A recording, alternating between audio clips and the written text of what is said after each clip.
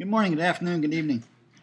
The topic for this discussion today is to turn our attention to some alternative pricing techniques that firms can use beyond the standard monopoly model where it's, marginal revenue equals marginal cost and the price is on the demand curve.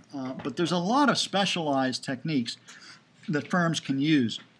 And this is definitely shifting now to the marketing aspect of the course because these techniques are ways to increase profitability, and they're specialized.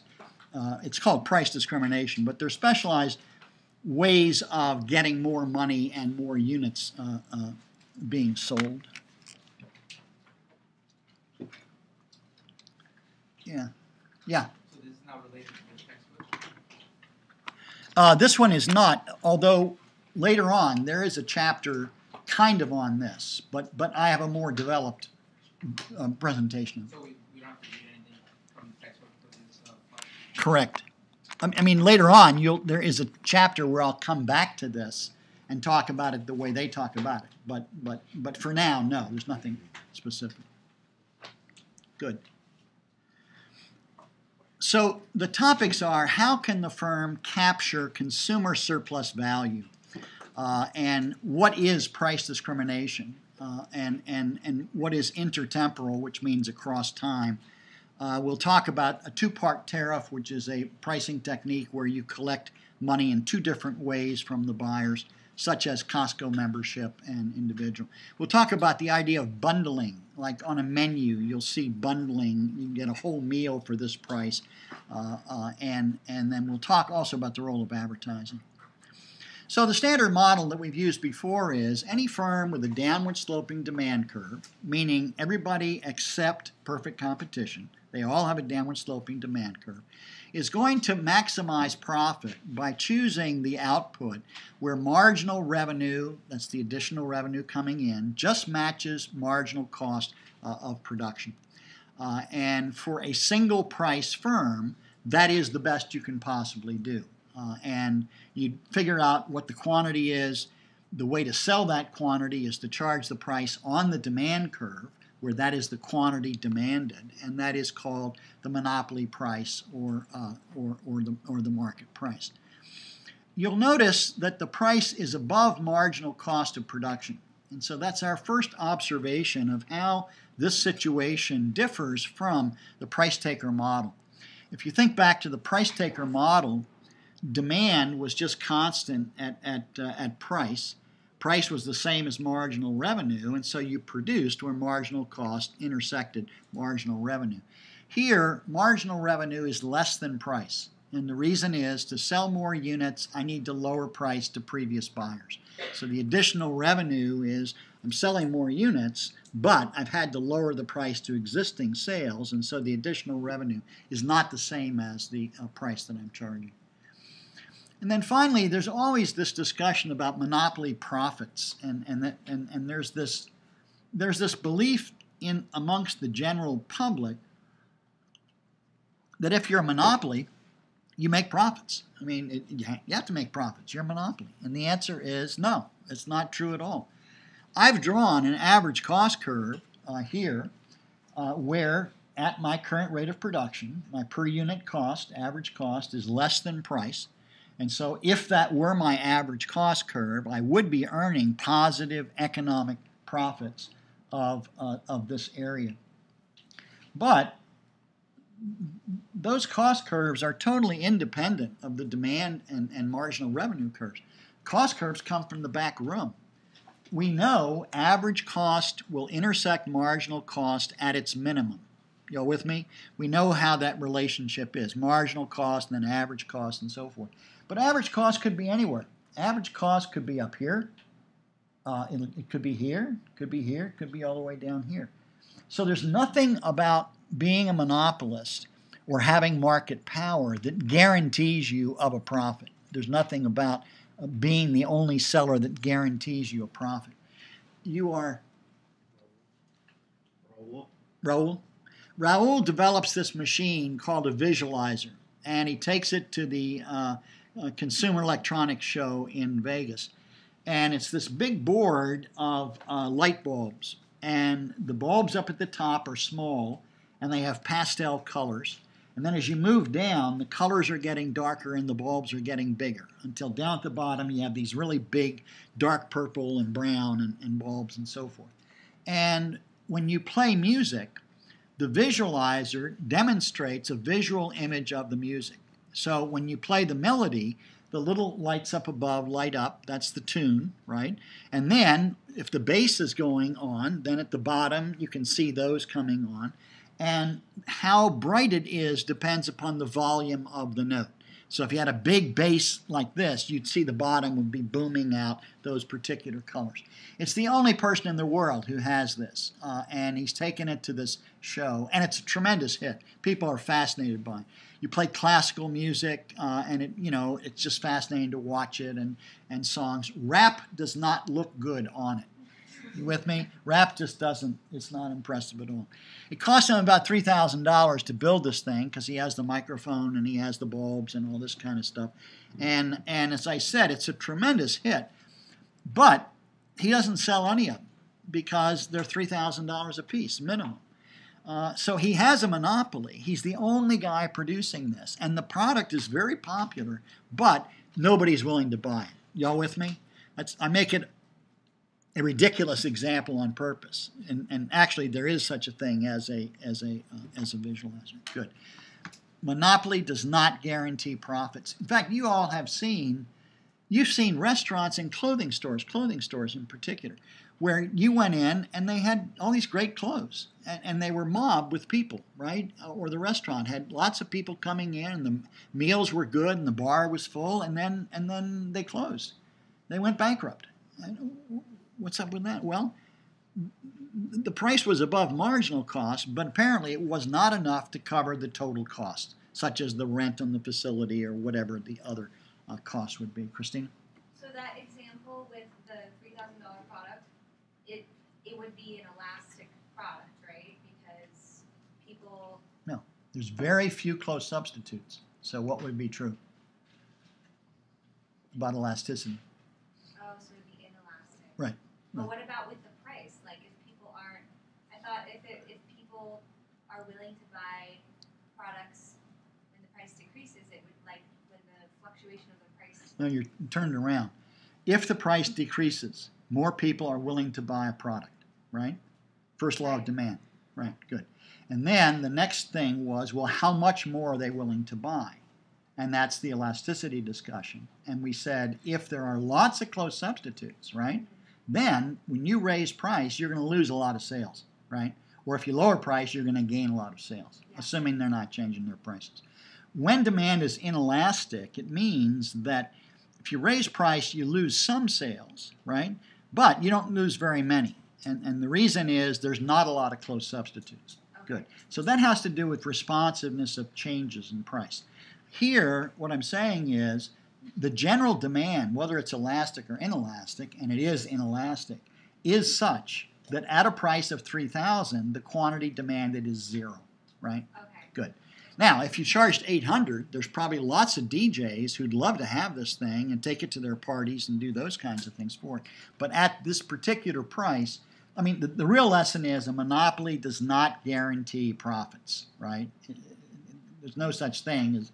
Just because you're a monopoly does not mean you're making profits. Okay? Right. Good. Good. If you are making positive economic profits, then you can anticipate that other firms will try to enter your marketplace. And over time, there usually tends to be ways that other firms can produce similar products. So monopoly profits can exist over time, but there's a lot of tendency for that not to persist. So here I've drawn the standard model. I've changed marginal cost to be horizontal just for exposition purposes. You would, in fact, produce where marginal cost equals marginal revenue. You charge PM as the price. But you'll notice that there's an efficiency loss in the marketplace because there's people willing to pay a price above marginal cost, and they're not being sold to. I use the example of, I'll come back to it. So I'm going to produce we're marginal revenue equals marginal cost and charge PM. But I noticed that even on the people, and so that's the money coming in, price times quantity, for the people who are in fact buying it. But I noticed that even the people buying it right now, some of them are willing to pay me more. Y'all with me? That's consumer surplus value. Somebody's willing to pay me, $100 and I'm only charging $80. And somebody else is willing to pay me $90, I'm only charging $80. So I'd like to capture that value. I'd like to find a way of getting that additional value from them.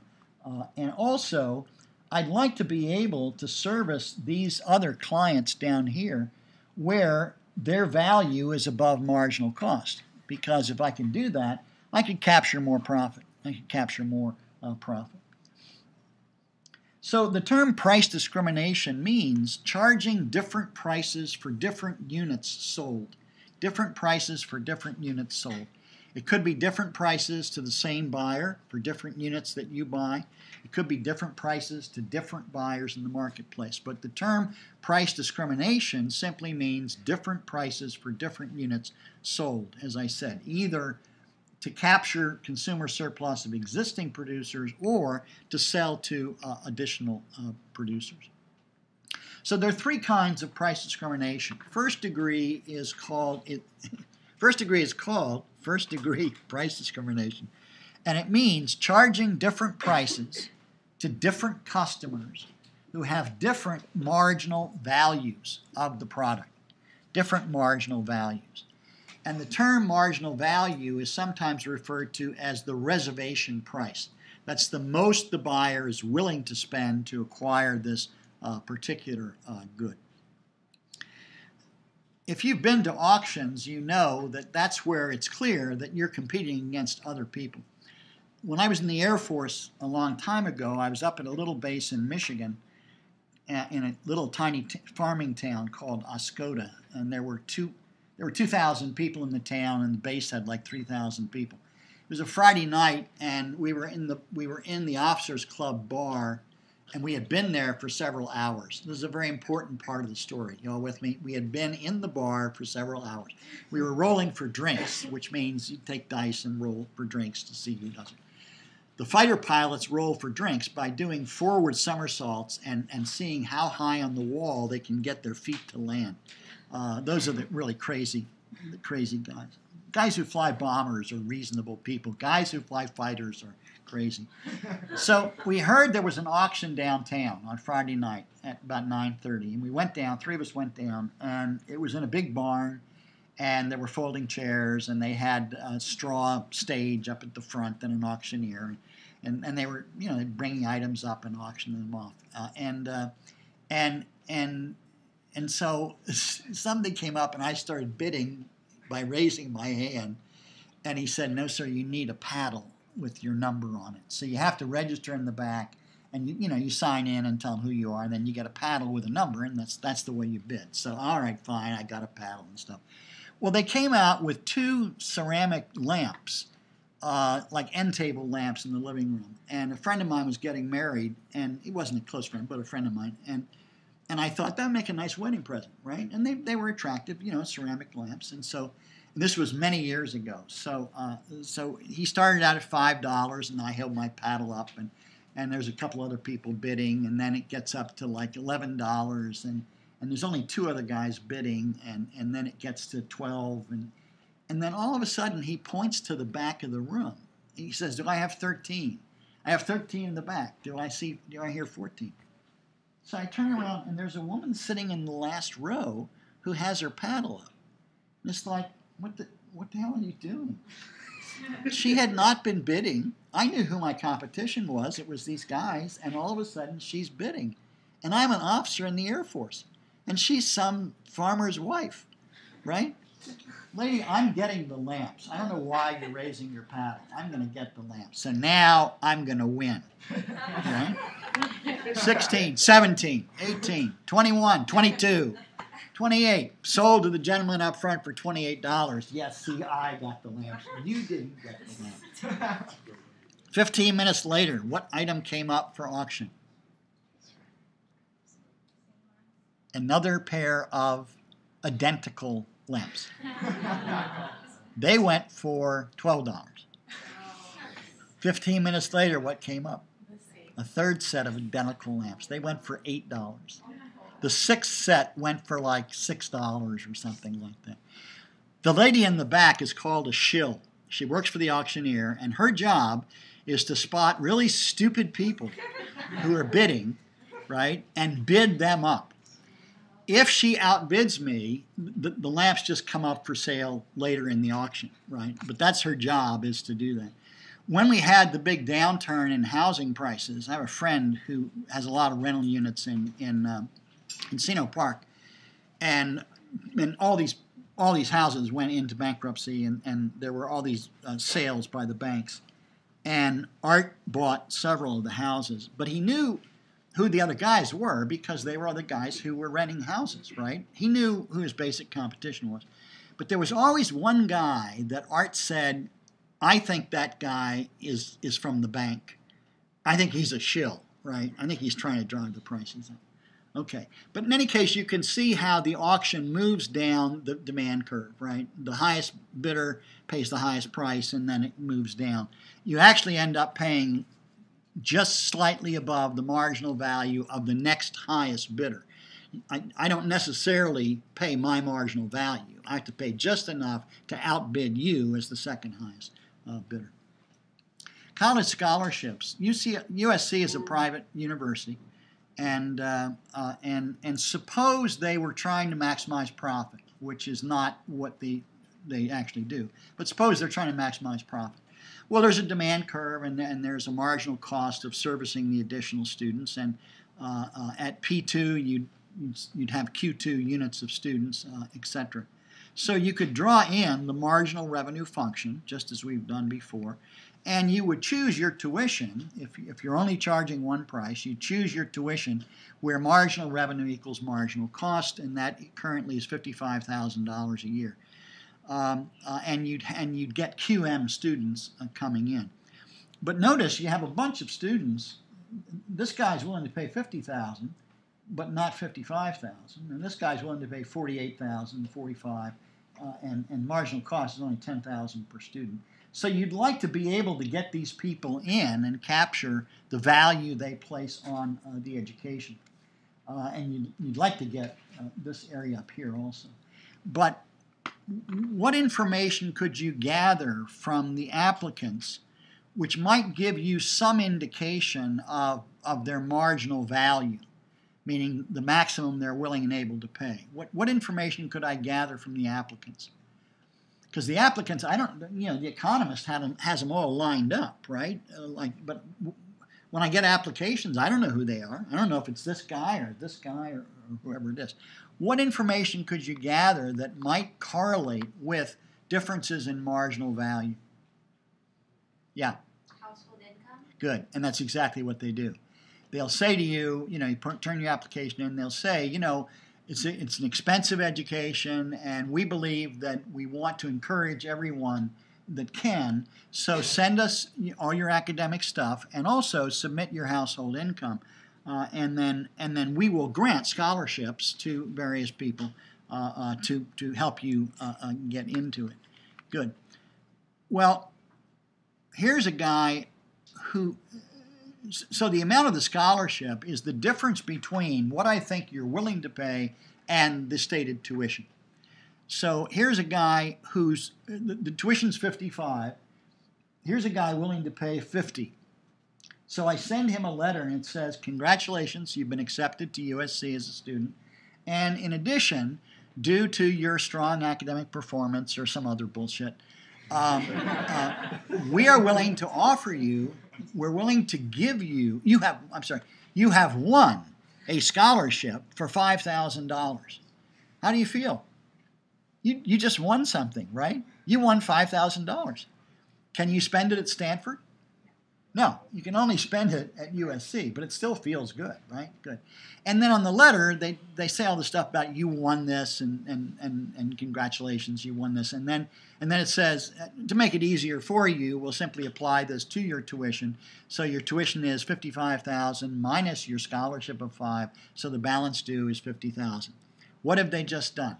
They've lowered your price to $50,000. Y'all with me? The next person, I think, is willing to pay $45. He gets a letter saying $10,000 scholarship, right?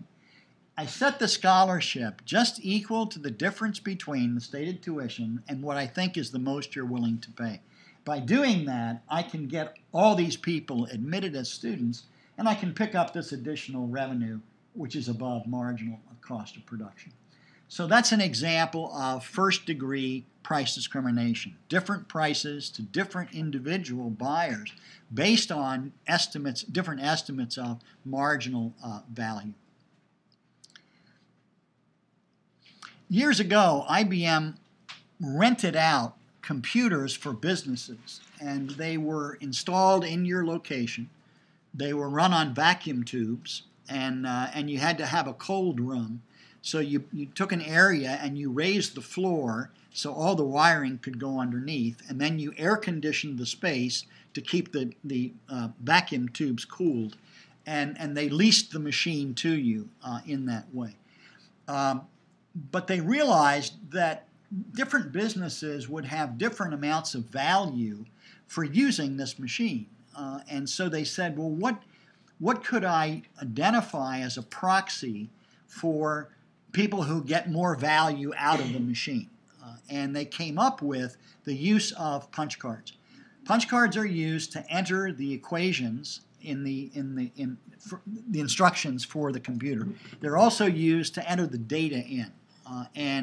And you punch them on a little mechanical machine that's separate from the computer. And the reason is running the computer is very expensive. So you don't want the computer running while you're there, dicking around with putting data in. So you punch them out on these punch cards. And punch cards were used for several other simple statistical machines and so forth.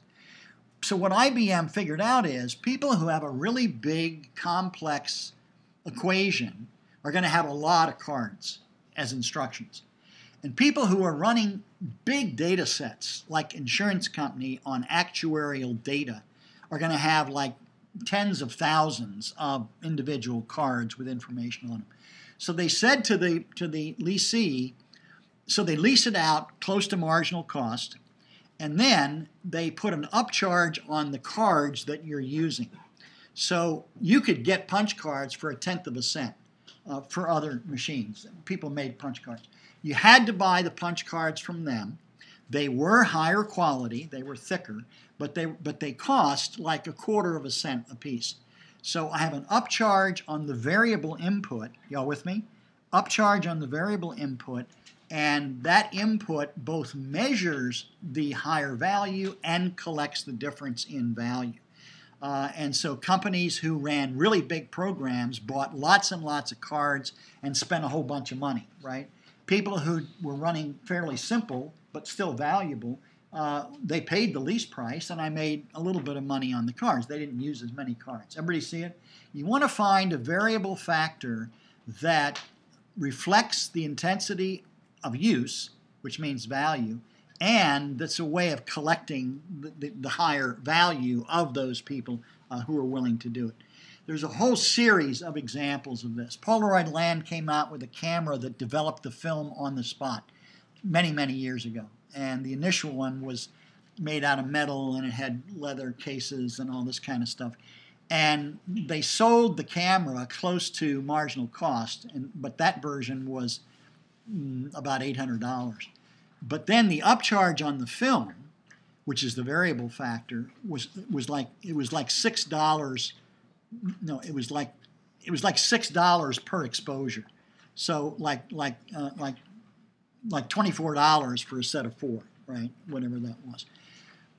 They knew that there's some people who were willing to pay that, because being able to see the image immediately before, and by the way, at that time you took pictures, you sent the film back to Kodak, and you got it back 2 weeks later. And that's when you figured out that I cut off my fiance's head in front of the Eiffel Tower, right? But that was 2 weeks ago, right? So there's some people who'd be willing to pay a lot to be able to see that. Examples are professional photographers who use those really big sheets of film to take the big box camera pictures. That film is very expensive. And so you could get a Polaroid camera, you lay out your picture, you take a photo of it, and then you can see the composition of it. And you can see, oh, I need to move that jug because it looks like it's sitting on that guy's head. So it's very valuable to do that. The other was insurance adjusters. Insurance adjusters on automobile accidents, collision adjusters, because they have to come out and document what's wrong with the car in order to justify the expenditure of the money. And so they would be intensive users of the cameras. And they'd be using reams of this film every day. So the higher valued user ends up paying more through the upcharge on the variable factor. The casual user, I eventually bought one. Eventually the prices came down. And I used it for parties. In fact, I was in college, I was a social chairman, and I used to go to parties and take Polaroid pictures and then sell the prints and I made a bunch of money. Xerox came out with one of the first business copiers. The two inputs are paper and the toner that goes into it. So I leased the machine close to marginal cost. The upcharge is on the toner. The toner comes in a cartridge, and the linkage between the cartridge and the machine is patented. So you can't make a substitute cartridge because that linkage is protected by patent. Good. Again, the more intensive user would buy more of the stuff. The less intensive user would buy less. Again, you're both metering and collecting the difference. Some really smart guys went around in Century City and they said to these big companies, I'll buy your empty cartridges and I'll pay you $10 a piece. Well, you didn't have any use for it. It's just a plastic cartridge or $5 a piece. So they bought the actual IBM cartridges from all these businesses. Then they loaded it with toner and then resealed it and then went back and sell it for like half the price of what IBM what Xerox was charging. And they, because it was a Xerox cartridge, it fit the machine, right? And then they got sued, but they made a bunch of money for a period of time. The one you guys see all the time today is inkjet printers and the ink cartridges. I bought a camera from Camera Store, and now I buy everything online. But I bought a camera, a Canon, and they gave me a certificate for $100 off a Canon inkjet printer, and the Canon inkjet printer sold for $125. So I basically got the printer almost free, right? But as you all know, the upcharge is on the cartridges, right? The same is true, by the way, of razor blades. That's why the razor blades are all in that encased glass thing, and they cost $22 for the refill. The university buys cartridges for me, usually, and it was a Friday, and I was out of black ink, and I needed to print something over the weekend. So I went to Office Depot, and again, they're behind a counter or something. And I just wanted the small, regular size black. I didn't need a lot. They don't carry the small. They only carry the extra large, right? Because they know if you're in for it, you're the inelastic demander, right? You must be, anyway. That's it. Razor handles they used to give away. The blades were the upcharge. Swiffer has the handles and the pads, and then the pads you add to it are the upcharge, right? Particularly the moist pads are there. Somehow Glade convinced people that their houses stink. No, true. Years ago, you went to somebody's house for dinner and you walked in and you could smell the salmon cooking. And it's like, oh, we're having salmon for dinner, right? Well, somehow Glade convinced people that your house stinks and you need a Glade plug-in to have fragrances like cinnamon bun and fresh spring flowers and linen and all these different things. And so it's the same thing. They sell you the little dispenser at cost, and then the upcharge comes on all the refills that you put in. And they have all kinds of. They have one that only squirts when you walk by. Now, to me, that's not appropriate, right? It's terrible. It's like, oh, we need to get some stuff in the air, right? Good. So those are all examples of first-degree price discrimination. It's very, very common in lots of products. Second-degree price discrimination is charging different prices for additional units purchased by the same buyer. and basically you're lowering the price for the additional units purchased. So it's called quantity forcing because you're trying to encourage the buyer to buy those additional units, and the way you do that is to offer them at a lower price. Offer them at a lower price. And this is an example of how if you have falling average cost, you could do what's called block pricing, and that is charge a high price for the first block and then lower the price for a second block. Tires are often sold buy 3, get the 4th tire free. So they're basically lowering the price if you buy 3 tires. Y'all with me? You can't get 1/4 off by buying 1 tire, right, or 2 tires. You have to buy 3 tires, and then we'll give you the 4th tire free. Well, the reason is, when do you buy tires? What are 2 reasons why you might buy tires? One is a flat, which means you have 1 tire or maybe 2, because you want to match the tread on them, that you want to buy when? Right now. Good. You're the inelastic demander, right? Because you got a flat, you need to put a new tire on the car. What's the other reason you buy tires? Yeah, all of them have worn out, and that tends to happen to all of them at the same time, right? The whole set of 4 tend to wear down at the same time. So you're the more elastic demander because when you get to balding, you don't have to buy today or tomorrow. You can do some shopping and get competitive prices.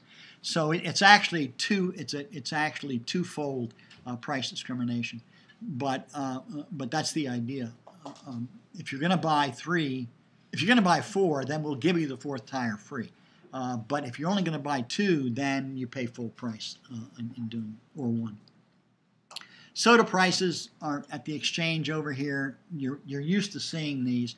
Medium is 16 ounces, sells for $1.09, so you're basically paying about 7 cents per ounce. The large, we increase it by 8 ounces, and I increase the price by 10 cents. So those additional ounces only cost me about 2 cents, 1.67 cents. The extra large, I add 10 more ounces, and price goes up by, again, 10 cents, which means I'm only charging you 1 cent per ounce for that additional amount. So that's the idea. I lower the price on the additional amount to encourage you to move down your demand curve and buy the larger one. Years ago, soft drinks came in 3 sizes, small, medium, and large. Over time, Americans have increased their taste for volumes, and so now you have things like the Gulp at 7-Eleven, which I think is like 72 ounces of soda. And by the way, the reason that last price goes up a little bit is there's some people who will always buy the largest size no matter what, right? The best deal is the biggest size, and so forth. Good. Toothpaste, little tube, a travel tube, only has like 2 ounces, sells for $3. For $4, you get a regular size, right, which might be twice the quantity. And for another $2, you get one that's like 20 ounces, or the family tube and stuff, which you never want to buy because it goes out before you use it up. It's a mess. Cereal, standard box, and then family size, right? Same thing with instant coffee. Travel size, standard size, family size. Those are all examples of second degree price discrimination. Yeah? With second degree is like another example whenever they're selling something and they say 1 for 5 but 2 for 8, or Yeah. 2 for 9. Okay, so that would be like the same thing. Yeah, right. Often you'll see the shirt sells for $20, but 2 shirts for $38. Okay, Yeah. Good. Third degree is one of my favorites, and that is trying to identify different groups of buyers who have different elasticities of demand. And if I can identify them and separate them, then I can increase profitability by doing that. So it's of all the buyers, can I separate them out by some characteristic that would be associated with more elastic or less elastic, and then raise the price to the more inelastic group, lower the price to the more elastic group. Graphically, suppose that is your demand curve. You charge a monopoly price, you'd sell that quantity. But if you could identify these two subgroups that have, one a very elastic group and one an inelastic group, then I could lower the price to the elastic buyers and sell a much larger quantity and increase total revenue. Then I could raise the price, I could raise the price to the inelastic buyer and again increase the revenue coming in. And so you can see the combination of the two. I'm selling many more units and I'm getting more revenue in as a result of that. So the necessary conditions are the ability to figure out which group is which, separate them out so they can't cheat. You can't buy from this group if you're in this group, and prevent resale between the two groups. The standard example is coupons on groceries, and you can save a lot of money using coupons. I've been in line at Ralph's, and the person in front of me checked out, and I thought, okay, she's finished. And then they pull out like a wad of these little tiny, and they have to scan each one, and they save like a third of the cost of groceries. So to get the lower price, you must be the elastic demander. If I'm lowering the price to your group, I must think you're the elastic group, because that's who I want to lower the price to, and raise the price to those people who are not in it. To get the lower price, you have to do the following things. One, get the coupons. So you have to know where they are. Where are they? In the mail. Yeah, now you get a lot of them in the mail. All this in my mailbox, all these horrible things. And in the newspapers on Sundays. But you can't bring the whole sheet. You have to cut out the coupon, right? So number one, you have to cut it out, and ink print on newspaper is really ugly, soft ink. Then you have to remember to take them with you to the store. Then you have to remember to buy precisely what is on the coupon. No, sir, this is the orange Coke, and you bought the vanilla Coke, so you don't get it. And you have to remember to do what? Give it to the checker, and you have to remember to do it when? Before it expires, right? I have not gotten the lower price for every one of those reasons. Number one, I didn't get the coupon. Two, I got it and forgot, left it home. Three, I bought the wrong item. Four, I got in a conversation with somebody, forgot to give it to the checker. And then, oh no, it's already expired. The one I'm successful with, it's in the car, I think. The one I'm successful with is Bed Bath & Beyond, because it's cardboard, it's 20% off, and it does not expire. Now there is an expiration date on it, but they'll accept it beyond that. You can use up to 5 of those coupons on any trip. In fact, you go back in with the receipt, and you can get the money off later. You with me? If you didn't have the coupon with you, good. So that's a major example. Give me 2 minutes. Airline prices differ tremendously.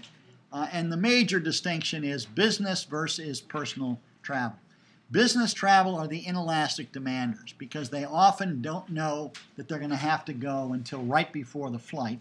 And two, they have to go and be there at 1 o'clock in Chicago.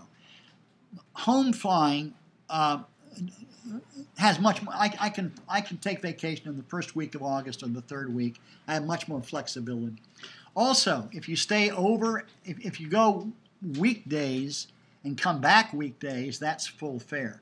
If you go weekdays and stay over a weekend, then that's a lower fare.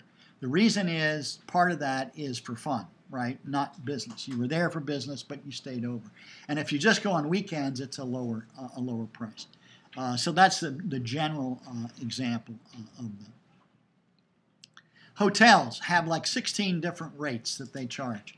And I will tell you, and right now you guys see this all the time. There's that stupid bird, right, that advertises. It's not Expedia, but it's somebody. And there are all these companies that say, go with us and you get a lower price. I dated a travel agent a long time ago, and she knew all the stuff. And she would call up the hotel and get all these different rates. And it's like there's a convention rate, there's a AAA rate, there's a weekend rates, there's AARP rate. There are all these different discounts that they have.